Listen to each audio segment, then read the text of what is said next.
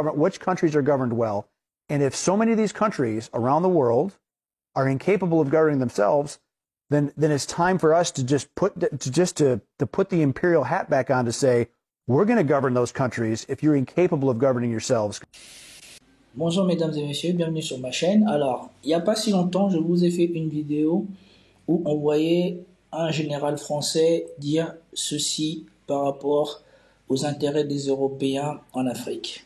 Je suis absolument désolé de voir l'échec de nos engagements au Sahel. Et je pense que de toute façon, nous aurons à nous reposer la question. Parce que nous ne pouvons pas imaginer avoir à nos portes un continent entier qui est en train de s'enfoncer dans la destruction des appareils de gouvernement et des États, s'enfonce dans une forme de chaos, de guerre civile dans beaucoup de pays et de plus en plus de pays, dans des difficultés qui sont liées aux évolutions climatiques, qui sont encore plus dramatiques sur des populations vulnérables comme les populations africaines.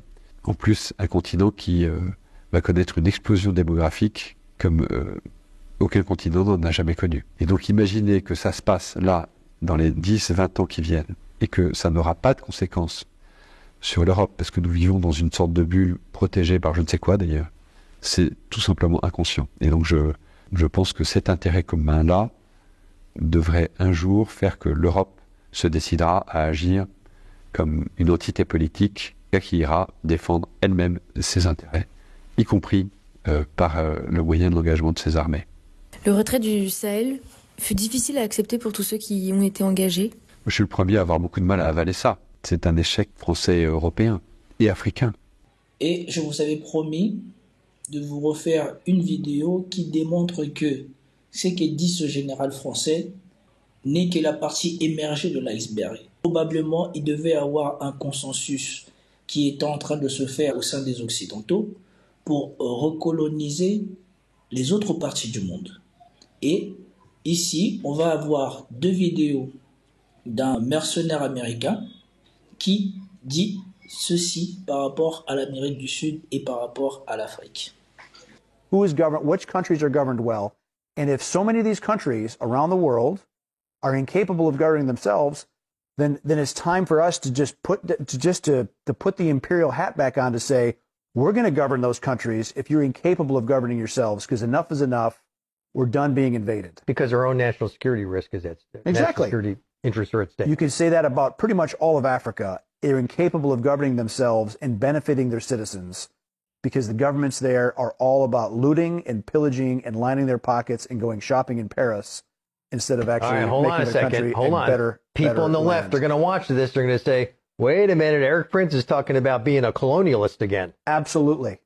Yes. Enough.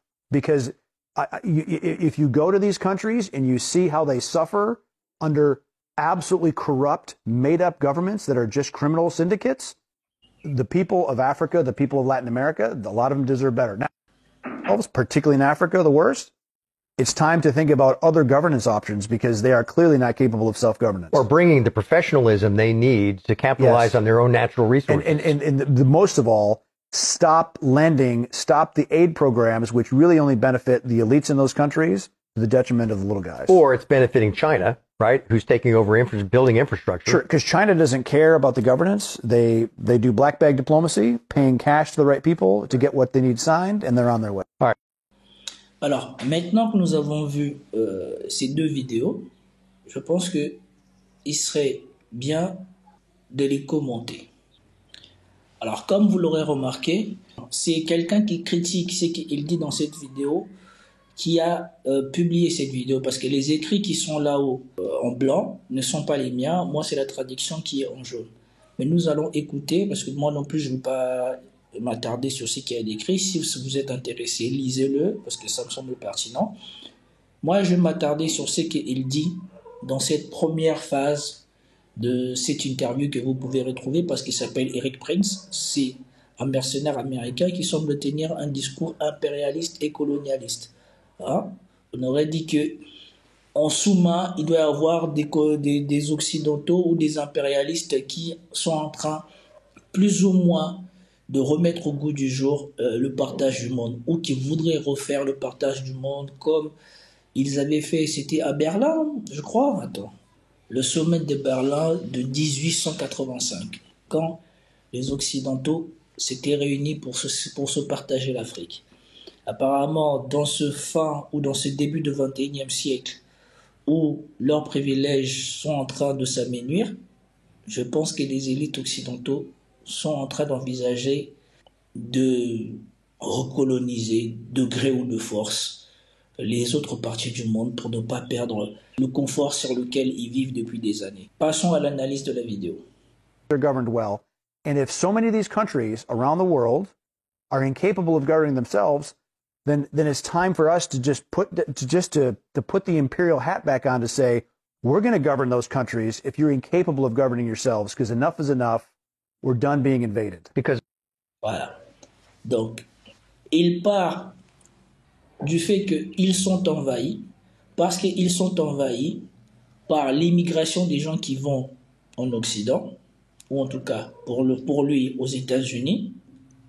Ça veut dire que les pays d'où viennent ces gens-là sont mal gouvernés, et c'est parce qu'ils sont mal gouvernés que ça cause l'immigration aux États-Unis. Et donc pour que eux ils règlent le problème de l'immigration, il faut qu'ils aillent gouverner de gré ou de force ces pays-là. Or, ce qui a créé cette situation, c'est précisément cela. C'est l'ingérence des Occidentaux dans le reste du monde, dans ces pays où les gens ils sont obligés de fuir pour aller vers les États-Unis. Parce que les Occidentaux se sont appropriés le reste du monde, ont pillé le reste du monde, ont maintenu le reste du monde dans la pauvreté pour que eux ils puissent vivre dans le confort. C'est ce confort-là qu'ils extraient des autres parties du monde pour mettre chez eux qui a fait que les gens ont voulu aller là-bas pour mieux vivre. Si ils avaient laissé à ces autres pays la possibilité de gérer leur pays comme ils veulent, comme ils l'attendent, de développer leur pays, il n'y aurait eu que des échanges commerciaux équitables avec les États-Unis et probablement que les États-Unis ne seraient pas aussi loin en termes de développement par rapport aux pays dont ils parlent. Vous voyez, là, c'est de la propagande, c'est pour laver le cerveau, non pas des gens à l'étranger, mais au sein de leur population. Pour que le jour où ils vont décider de prendre les armes pour aller s'approprier des terres ailleurs, leur population dise « Ah oui, c'est vrai », comme nous le constatons malheureusement maintenant en France, parce que Jordan Bardella, Marine Le Pen, Marion Maréchal Le Pen pensent que tous les maux de la France ne viennent pas de l'incompétence successive des dirigeants français depuis plus d'une génération, ça vient principalement de l'immigration. Or, nous voyons que cette situation est en train de s'empirer depuis que la France est en train de perdre ses liens historiques avec l'Afrique et qu'il se développe de plus en plus de problèmes avec ces territoires d'outre-mer. Ce qui veut bien dire ce que ça veut dire. C'est que le confort, une grande partie du confort sur lequel vivaient les Français, venait non pas de la production de ce que la France fait à domicile, mais ce que la France faisait ou tirait de l'exploitation des territoires qu'elle avait sous son contrôle. Et le cas le plus important, ou en tout cas le cas le plus criant, c'est le cas du Niger. Quand les militaires français, ou quand l'influence française a cessé au Niger, sur les plateaux télé français, ils ont dit quoi? Nos échanges avec l'Afrique ne représentent pas grand-chose. Nos échanges avec le Niger ne représentent pas grand-chose. Or, tout ce qu'ils ont oublié de vous dire, c'est que dans les échanges avec le Niger, c'était la France qui déterminait au prix auquel elle achetait ce qu'elle achetait au Niger. Et donc, elle achetait au Niger très bas, ce qui fait que dans ses livres, nous dans ses comptes, il apparaissait qu'elle ne tirait pas grand-chose de l'Afrique, mais par contre, c'est qu'elle tirait comme bénéfice de la production et de la transformation de ce qu'elle tirait en Afrique, ça par contre, elle ne le rapportait pas dans ses livres. Comme l'avait une fois dit Jacques Chirac, je ne sais pas si je retrouverai la vidéo, qu'il faut reconnaître que une bonne partie du développement de l'Europe comme avait reconnu Chirac, était non pas dû à la production des Européens, mais au profit qu'ils tiraient de l'exploitation de l'Afrique. On oublie seulement une chose, c'est qu'une grande partie de l'argent qui est dans notre porte-monnaie vient précisément de l'exploitation depuis des siècles de l'Afrique. Pas uniquement, mais beaucoup viennent de l'exploitation de l'Afrique.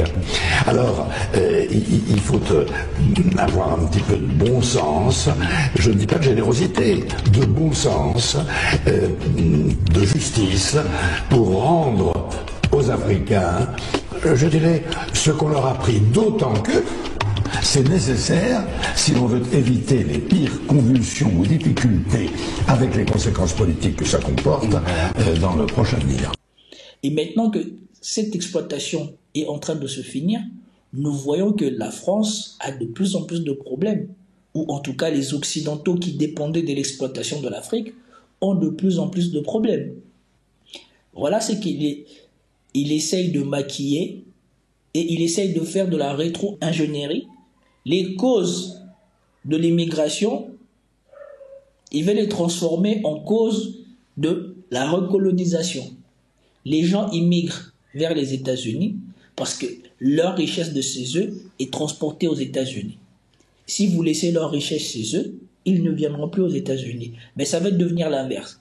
Ça va devenir parce que vous gouvernez mal chez vous, alors qu'on ne vous laisse pas gouverner chez vous comme vous voulez, on va revenir encore pour encore mettre plus d'ingérence chez vous. Our own national security risk is at stake. Exactly. National security interests are at stake. Et écoutez celui qui lui pose la question, notre sécurité nationale est compromise. Ah bon, par qui? Certes, il y a l'immigration illégale et il y a toujours des gens qui peuvent causer des troubles. Et dans ces mêmes pays en Occident, il y a aussi leur propre population qui crée des troubles. Ce n'est pas forcément les gens qui viennent d'ailleurs qui créent les troubles. Et dans la plupart des cas, les gens qui viennent d'ailleurs, qui ont un peu de cervelle, s'intègrent mieux que leur propre population sur place. Surtout leur propre population sur place qu'ils ont stigmatisée. Les gens qui sont nés en Occident et qui ne sont pas considérés comme des Occidentaux par les Occidentaux de couleur blanc, c'est eux qui sont le plus gros problème aujourd'hui en Occident. Parce qu'ils sont nés, grandis, partagent les mêmes valeurs que ces gens-là, mais ils sont déconsidérés dans cette population. La plupart du temps, les gens qui viennent s'intègrent vite. Une fois qu'on leur donne la possibilité d'avoir du travail, un toit, ils n'ont pas le temps de se prendre la tête avec les préoccupations des pays occidentaux. Ils veulent travailler. S'il avait laissé sa femme ou si elle avait laissé son mari travailler pour faire venir son mari, et après travailler pour avoir de quoi envoyer de l'argent à sa famille qui est restée là-bas. Voilà ce que font la majorité des étrangers. Pour 95% d'entre eux qui viennent, si on leur laisse la possibilité de s'intégrer, voilà ce qu'ils font. Ils ne cherchent pas à poser problème. Le problème, c'est quand on arrive à la 3e génération de ces gens-là, des gens qui sont nés, qui sont allés à l'école, qui ont partagé les mêmes valeurs de la méritocratie que tous les gens qui sont nés dans ce pays-là, et qu'à eux, on leur refuse les mêmes opportunités que tous ceux qui sont nés comme eux, tous ceux avec qui ils sont partis à l'école, tous ceux avec qui ils partagent les mêmes valeurs, les mêmes peines, les mêmes joies.